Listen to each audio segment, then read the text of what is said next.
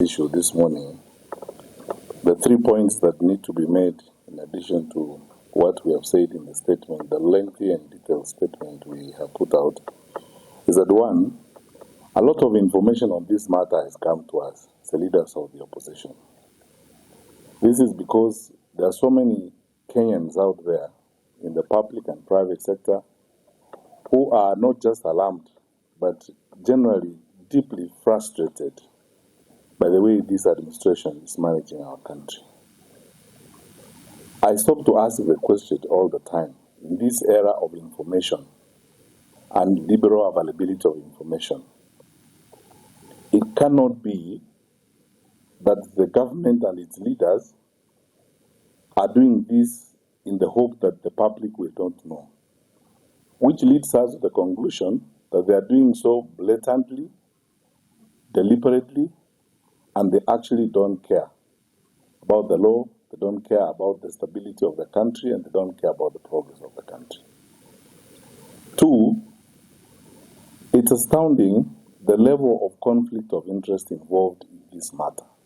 When you read all the documents and all the information that has been brought to our attention, it's so abundantly clear that the president and head of state is not just an interested party in this matter, he is a practical key player in this whole matter.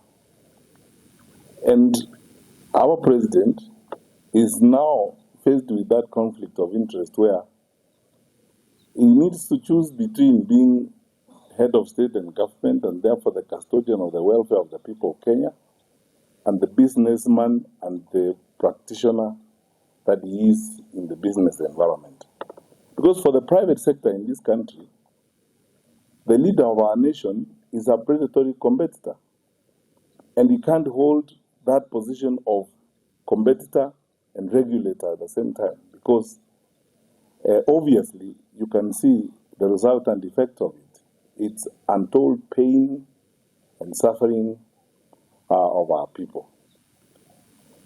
Lastly, I hate to say this. I always hope I'm wrong on some of these things because just 4 years ago, before we left the government, we warned the country about a number of these things. I was the previous administration when we saw some of these things and pointed out that these our friends do not have the capacity to be fair arbitrators and leaders of a great nation such as ours.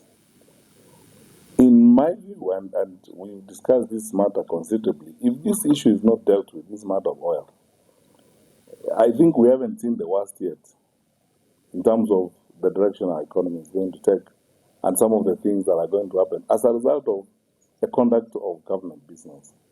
So when we say publicly that our country is going the wrong direction, we do so because we love our country, we are patriotic, we are responsible people, and we have a moral duty to point out to our fellow citizens when we think we are clearly entering a very dangerous zone in the affairs of our country.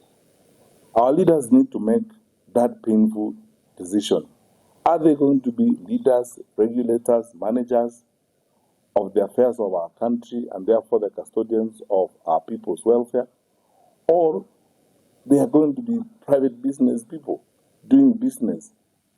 If you sat down with Kenya Private Sector Alliance, the Kenya Association of Manufacturers, and all these private sector people working in our country and investing, working very hard in our country, some of them in low tones, some of them in extreme frustrations of the things that happen, give you evidence that our country is headed the wrong direction.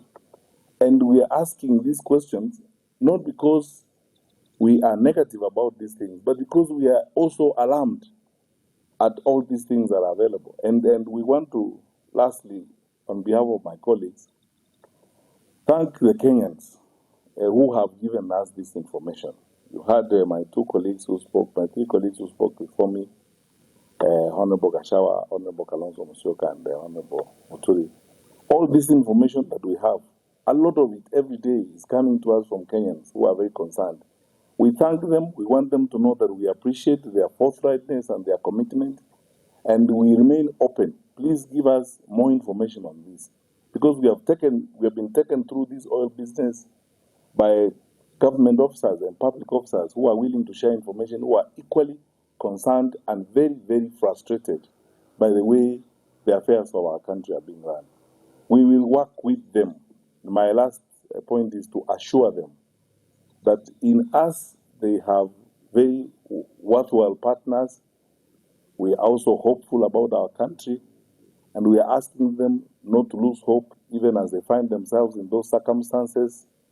Help is on the way. We are turning the corner soon. We will turn the leaf soon, and we will continue with the business of building a country, because we believe our beloved country, Kenya, is better. We are better than this. Thank you.